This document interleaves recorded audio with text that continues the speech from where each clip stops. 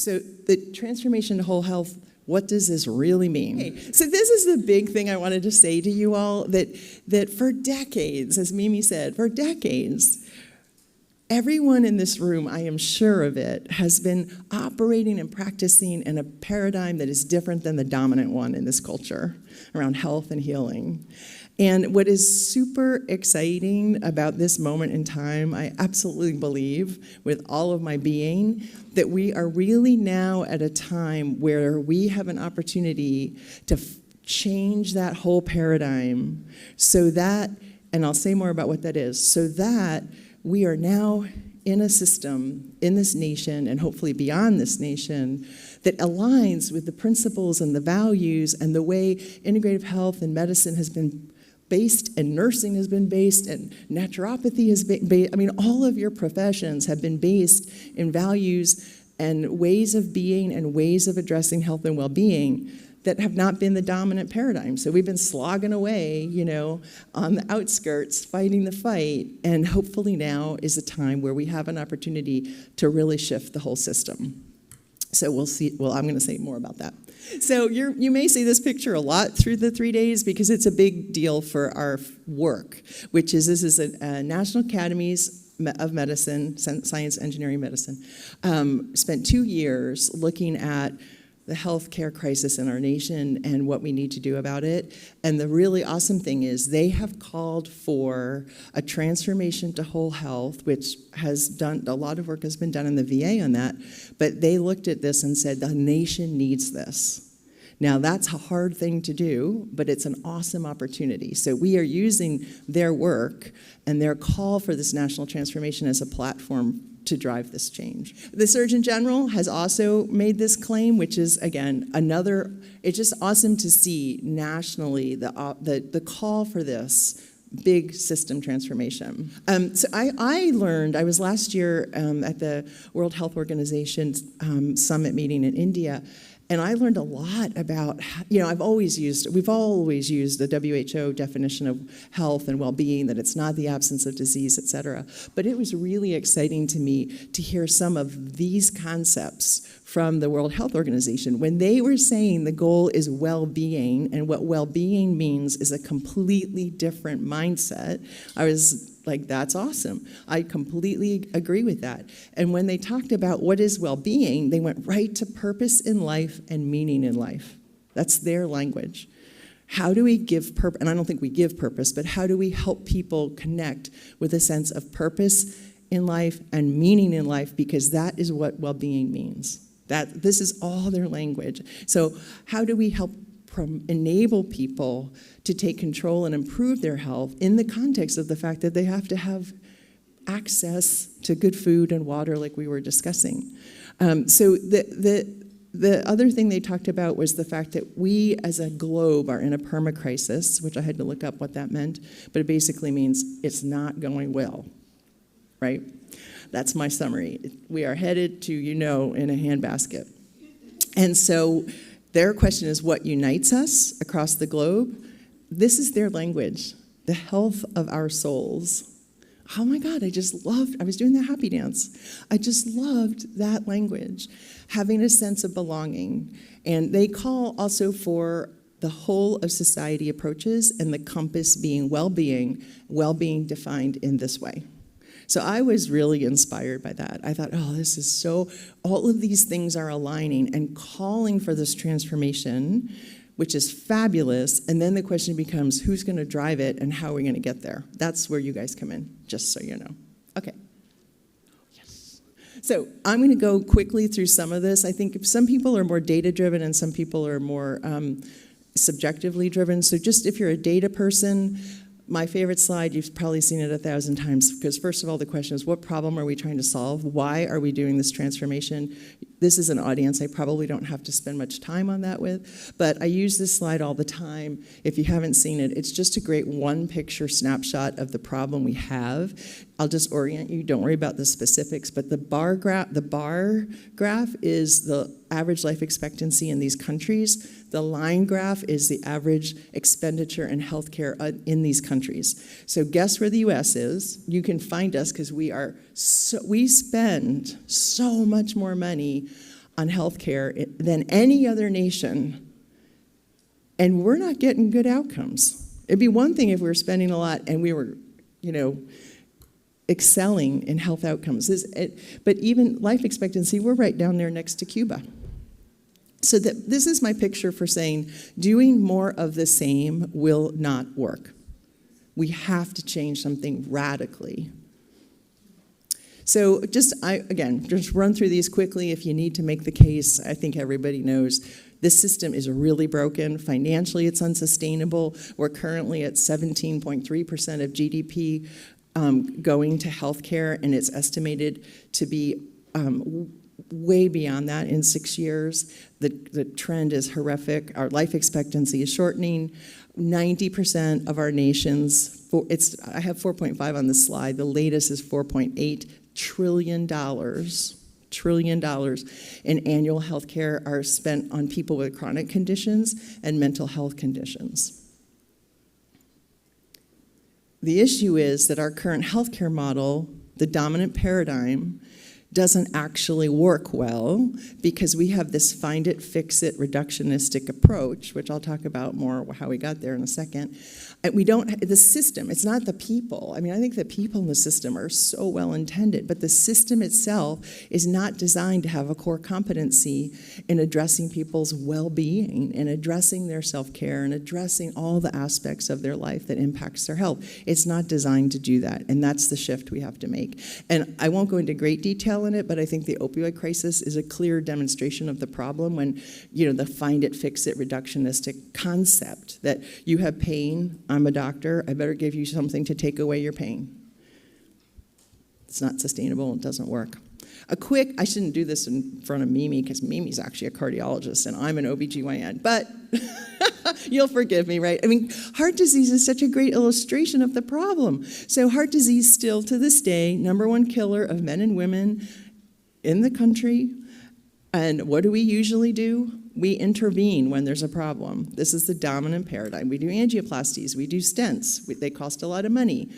And angioplasties and stents do not prolong life or prevent heart attacks in people who have them done when they're stable, so not you're in the emergency room in the middle of an event, but that's 90% of the time they're done in patients who are stable. They don't even fix the problem.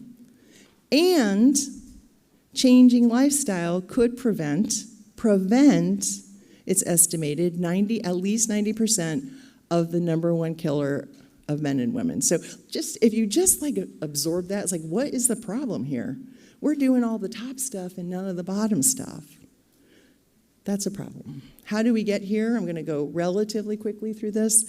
It's really based in science. Okay, so, I remember even when, we are getting old, Mimi, when I was in medical school, I'm not making this up, we literally were taught and believed that if we just did enough science and researched and understood the causes of every disease, we could cure diseases. And some diseases do work this way, but the concept that everything has a single agent cause and then we can fix it by giving the antidote to that thing, okay?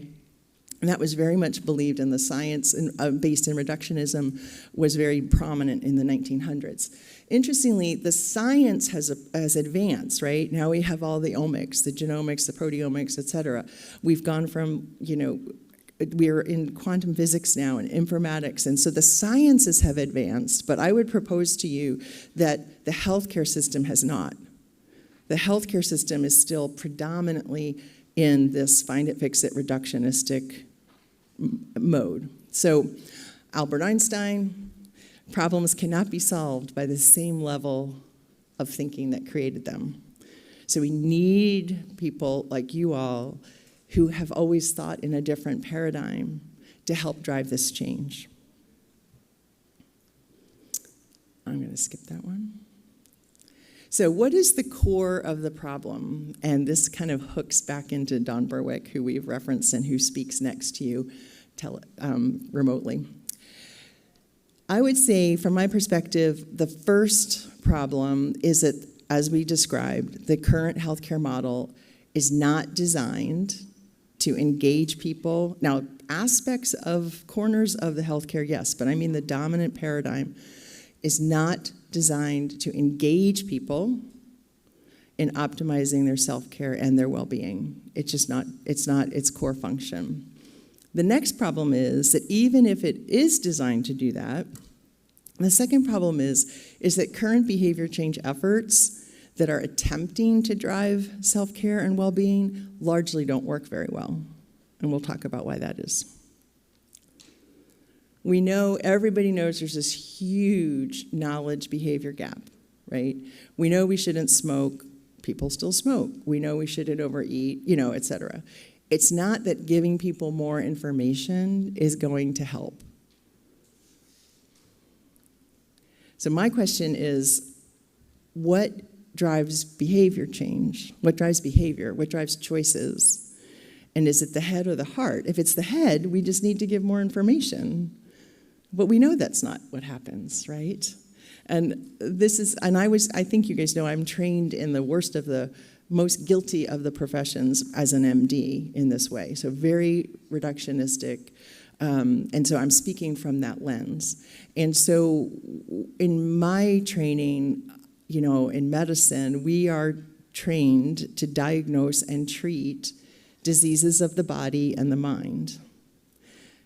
But the doorways to the healing of the body and mind are actually the heart and the soul. So how do we begin to shift and open and connect with the heart and the soul as a doorway to the healing of the body and the mind?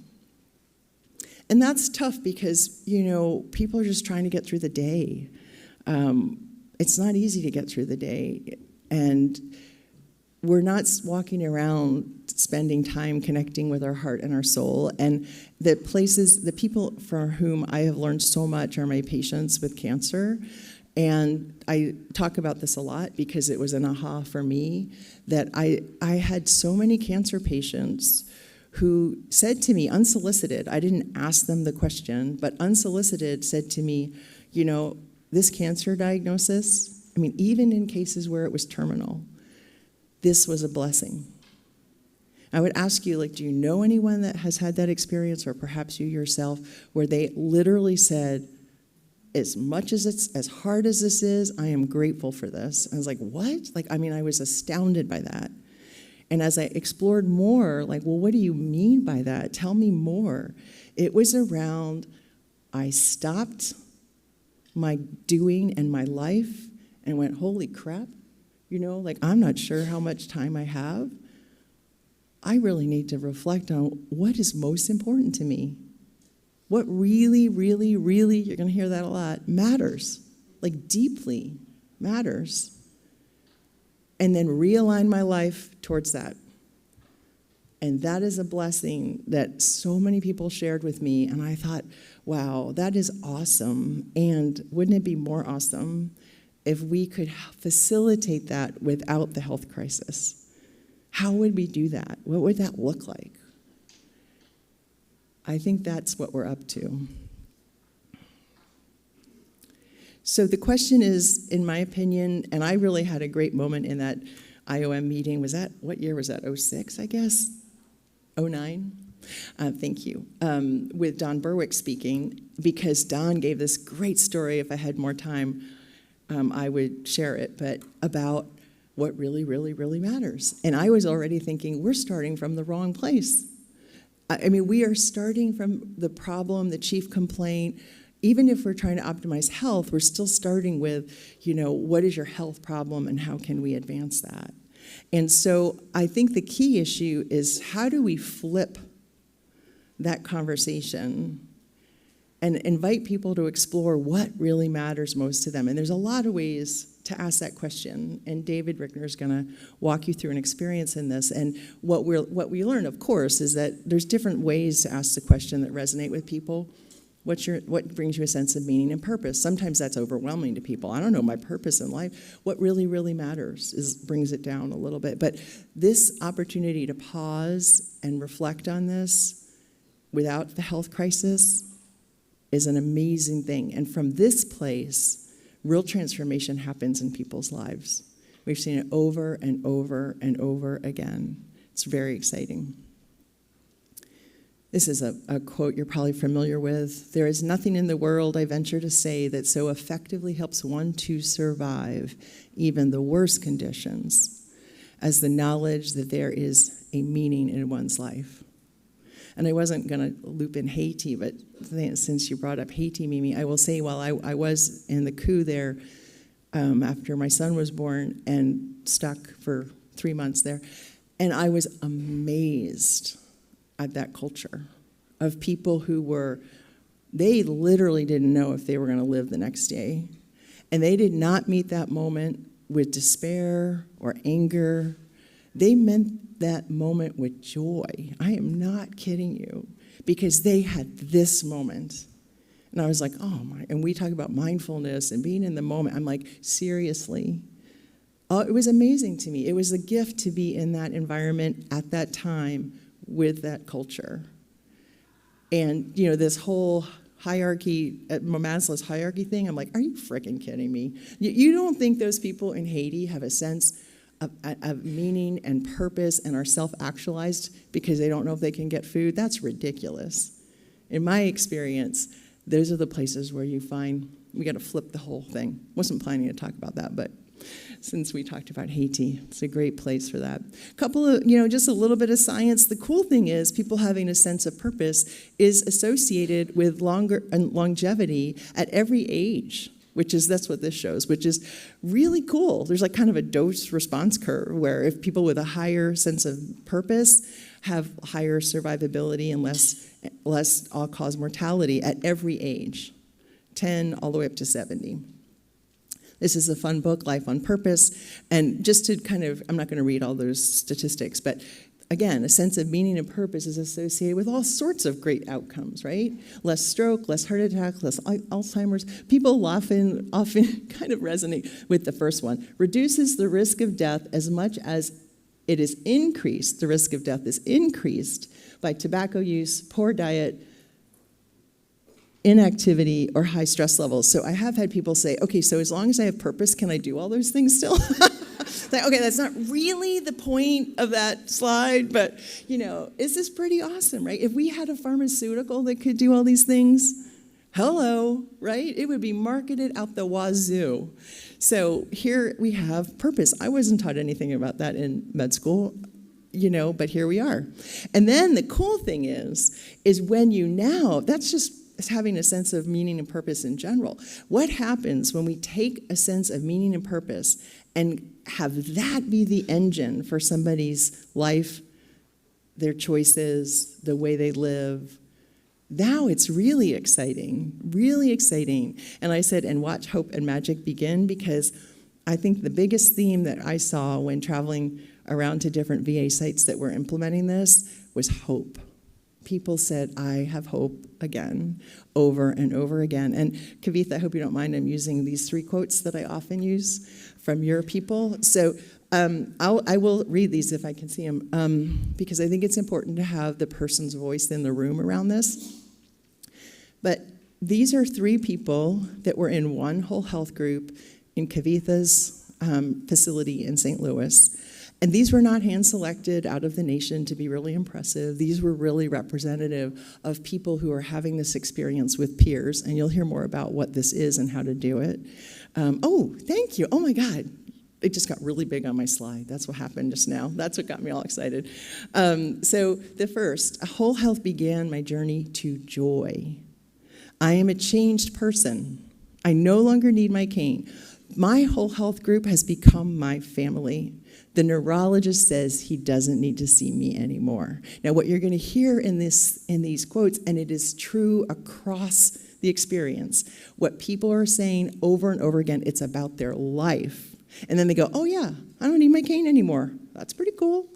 The next person, I have lost 33 pounds. I go to FIT class, that's an exercise class, a nutrition class, battlefield acupuncture, regular acupuncture. Here's the great line. My wife says I have a positive attitude now.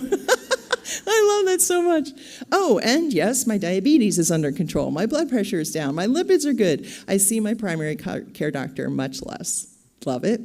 And the last is a woman who says, I used to drive over the Mississippi River Bridge to the Jefferson Barracks VA and think about jumping every time. time.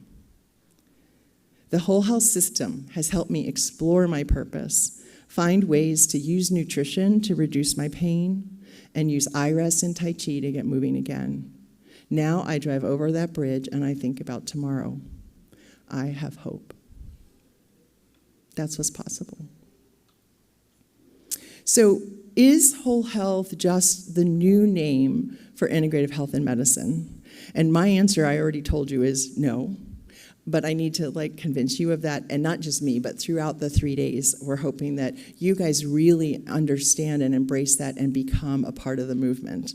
And integrative medicine and health is essential to whole health, but it's not one and the same, as Mimi also referenced. So I've heard people say, what's the definition of whole health anyway? Well, this is the VA's definition, and I like it. We're continuing to use it because it speaks to the key elements. Whole health empowers and equips people. So those are two different functions. We're going to talk about that. But whole health empowers and equips people to take charge of their physical, mental, and spiritual health. For what purpose? To reduce their risk of a heart attack? Well, that's going to happen, but that's not the intention. The intention is to live a full and meaningful life, whatever that is for every individual. So that's a different paradigm, right? That's the concept of whole health. I want to say, what is transformation? Because we're using that word, and people use that word a lot, transformation. And it's important. I think a lot of times people use the word transformation when they're really talking about improvement, system improvement. So what is transformation really? And Danella Meadows is kind of the guru of systems thinking in my mind. And this is her definition, that you know when transformation has happened when the purpose of the system has changed. That's different than improving the current paradigm, which both are important, but they're not the same. So the purpose, this is me thinking about oversimplifying the current medical model. Okay, so I would say that the primary purpose of the current healthcare system is to diagnose and treat disease, cure it when you can, manage it when you can't. And that's important. Please don't get me wrong. This is important, and we have to do this better, and we have to do this with greater equity. The primary purpose of whole health is different.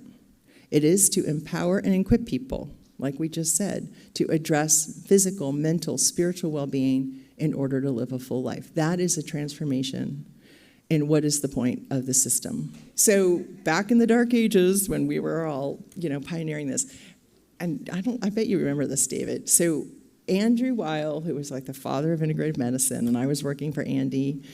And in 96 to 2000, when we were creating the first fellowship, and he was in this bitter public war with Arnold Relman. And Arnold Relman, I would say as much as, and again, this may be so much in history, you guys may not even know these people, but Andy Weil really truly named the field integrative medicine. That he is like the father of integrative medicine. Arnold Relman, the chief editor of the New England Journal of Medicine. So really the archetype, you have two archetypes here. And Arnold Relman, very much the archetype of the traditional, conventional approach. And they were at war, man. I was like, why are we fighting? Aren't we all for good health care and improving outcomes? There was something else going on there. And I was trying to figure out, why is there so much resistance to this? I don't get it. I mean, it was terrible. So we decided at U of A, University of Arizona, to invite Arnold Relman to have a debate. Were you there, Russ? To have a debate on stage with Andy. And he accepted. I have this video somewhere. I have got to find it. And we had a CNN or somebody, like a professional moderator, and it was a big deal, and it was taped, and there was a live audience. And I was backstage, and I'm like, I'm trying to listen for what is the source of this anger and this resistance. Like, I'm so naive. I'm like a couple years out of residency. I'm like, this is good for everybody. I don't understand this. So I was listening so carefully through this debate to try to get insight into what the heck is going on. And there was a moment, and I have to watch this because now it's 20-some years ago to see if my memory is accurate, but I know the essence is accurate. So my memory of this is, and they're sitting at a table, and Arnold Relman, who is in an agitated, I mean, even their faces were like archetypal.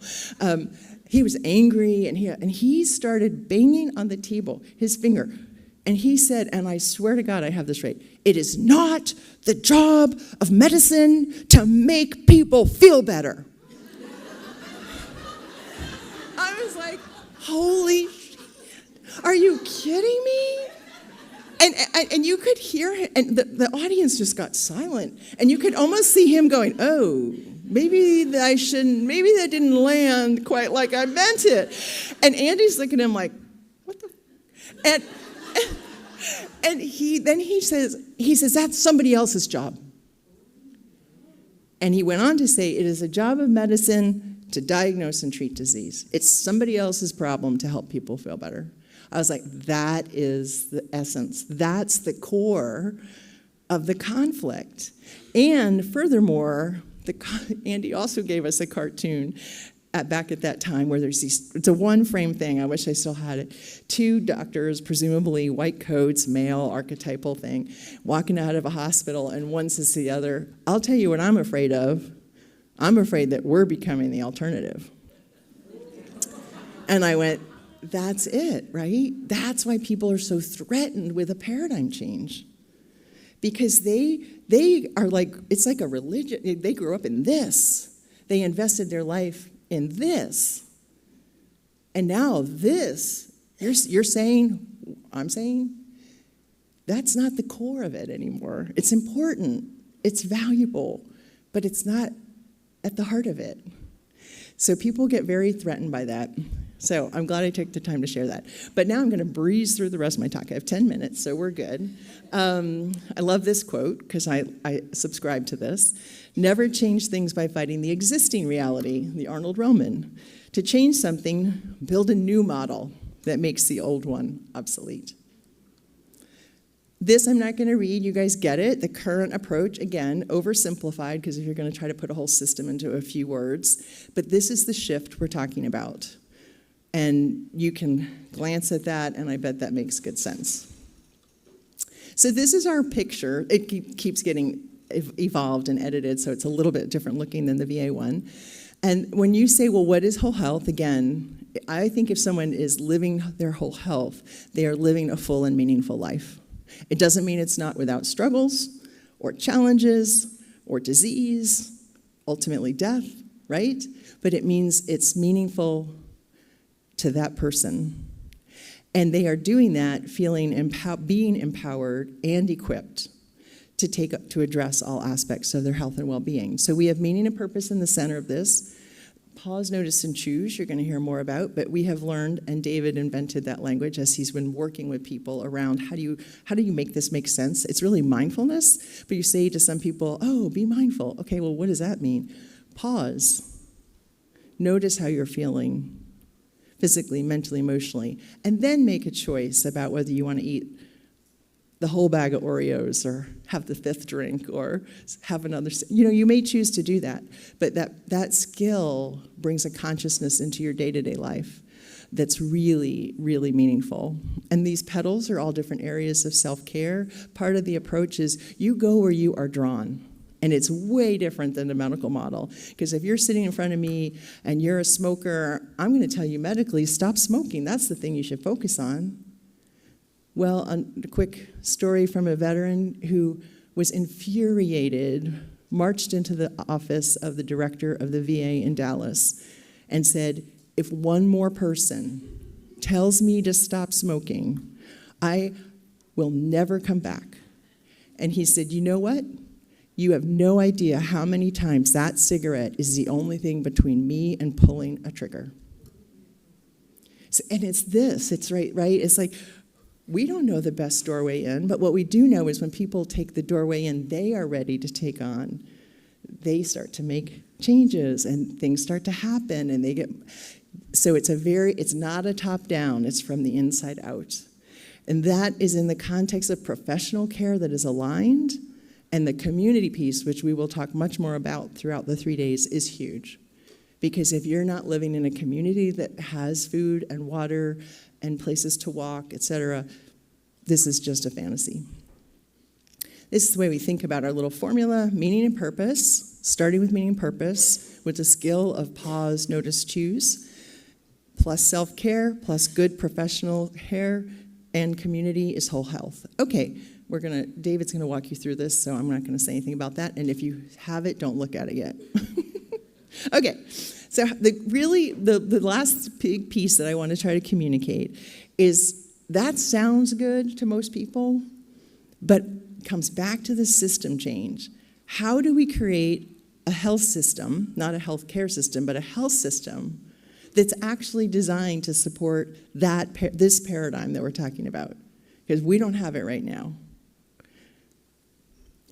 This is our graphic. You'll see this throughout the 3 days probably again. What are the core elements? Like if you were to ask us, if I want to say I'm a whole health system, can I just slap that label on there? Because a lot of people are doing that right now. I would say absolutely not. There are 5 core elements from our perspective that are essential if you're going to be a whole health system. And that means that the functionality, it can be done many different ways, but there is a capacity to help people explore their meaning and purpose. In the VA, we did this with peers, but there are many ways to do this. There is a capacity, a design in the system to help people become intrinsically motivated to take on things that matter most to them. That's the empower piece. If you're intrinsically motivated and empowered, that's great, but if you don't have the skills to actually make the changes you want, you're not going to succeed. So you need an element that's going to address skill building and support. That's the equip. You need aligned healthcare with clinicians, and you need a community in which all of that is connected. Each of these has a different way that in the VA world we have addressed this, but meaning and purpose we found through a lot of trial and tribulations, way better to do that with peers than a physician, right? Like put on my white coat, all right, what really matters to you? It doesn't work very well. So you'll hear more about the peer approach to exploring meaning and purpose.